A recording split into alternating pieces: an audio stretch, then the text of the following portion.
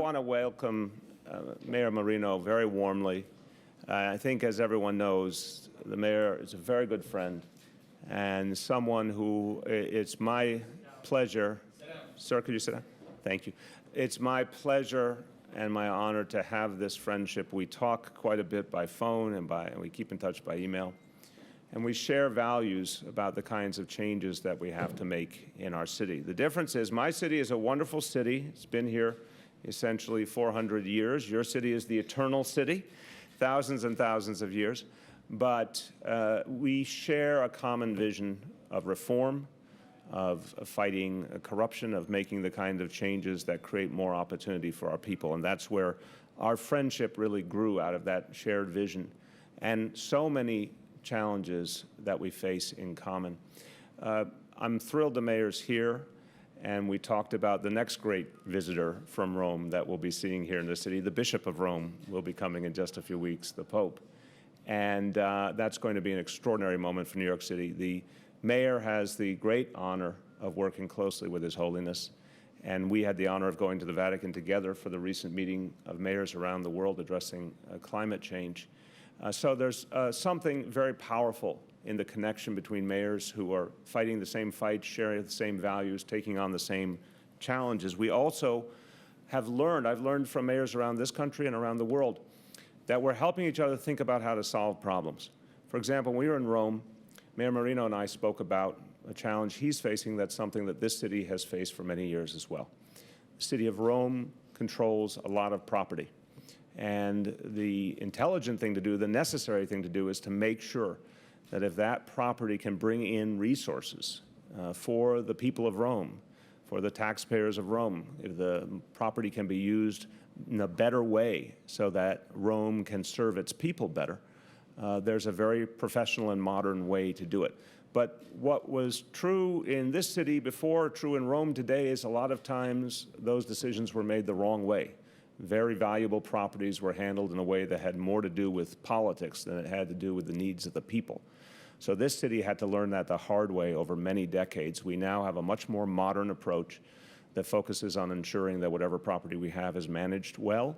If we decide to keep it, it's done in a very professional fashion. If we decide to dispose of it, it's done in a way that's in the interest of the people and the taxpayers. We're sharing our example and our approach with the mayor and his team, and I hope that is helpful to the people of Rome. I also have to say that Mayor Marino deserves a lot of credit, and I think he has been heroic in taking on the mafia, taking on corruption, taking on the status quo. It's never easy to do. I want to emphasize that. Challenging the powers that be, challenging the status quo is never easy. It will always generate opposition.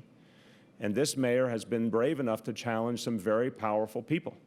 He's been willing to take on the mafia and end its dominance of so many aspects of the Roman reality, and to disconnect it from government, thank God, something that has been needed for many, many years. So I just want to express my appreciation, and I say this as an Italian-American as well. I think what you're doing, Mayor, is something necessary for Rome and necessary for Italy, and I appreciate it.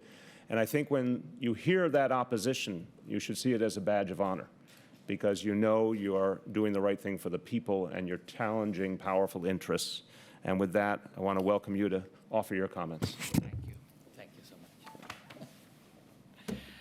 Well, thank you very much, Bill. You know, I want to say how important it is for Rome and for myself, our friendship, and the fact that we can share our common vision and our common challenges.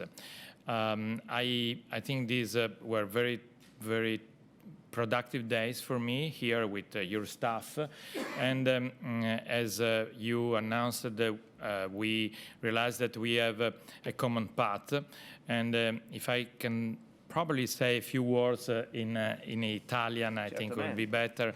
But you know, quello che stiamo facendo in alcune aree strategiche a Roma è molto simile a quello che la città di New York ha affrontato durante le ultime decadi, a partire da una figura come David Dinkins, un sindaco che ha iniziato proprio quel lavoro di database delle proprietà della città di New York, che noi abbiamo realizzato dall'inizio del mio mandato nel 2013 e nel 2014.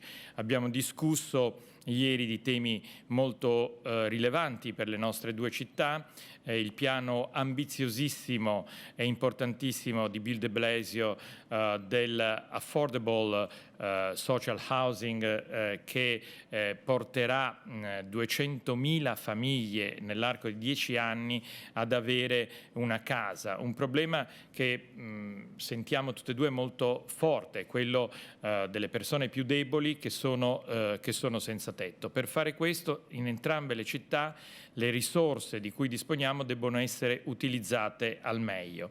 E così come le nostre risorse, le nostre case popolari nel passato non sono state utilizzate al meglio e ci sono state persone che hanno abitato nei nostri alloggi popolari senza avere quei criteri di povertà che dovrebbero dare a loro il diritto, così anche la città di New York a circa 10.000 persone su 175.000 appartamenti che probabilmente hanno un reddito superiore a $100.000 e quindi non dovrebbero avere i criteri per vivere in quelle case che sono destinate alle persone più povere. Nello stesso tempo New York e Roma condividono fortemente la sfida più importante dei nostri tempi, quella dei climate change, ed è il motivo che ha portato Bill qualche settimana fa a Roma a un incontro che io definirei storico, perché convocato come l'ha chiamato Bill, vescovo di Roma, da Papa Francesco, che ha affermato, come è stato riaffermato pochi giorni fa dal presidente Obama nelle Hawaii, che non è più possibile vivere nell'era negazionista. Bisogna partire dalla conoscenza scientifica. Ecco, su questi temi Roma e New York sentono una forte unione, una forte condivisione, un forte percorso che possiamo fare insieme. E penso che Roma e New York hanno molti altri argomenti sui quali il confronto può essere di grande supporto per ognuna delle nostre decisioni strategiche. Quindi io personalmente sono molto orgoglioso dell'amicizia della città di New York e dell'amicizia e del sostegno personale di un vero democratico, un vero riformista, una persona che non teme di cambiare le cose quando riconosce che le cose non vanno, e cambiare le cose purtroppo spesso porta opposizione, contrasto, ma come ha detto Bill, se by the end of the day you do not have any enemy, probably you're not doing the right thing. Exactly right. Grazie a tutti. Grazie, arrivederci.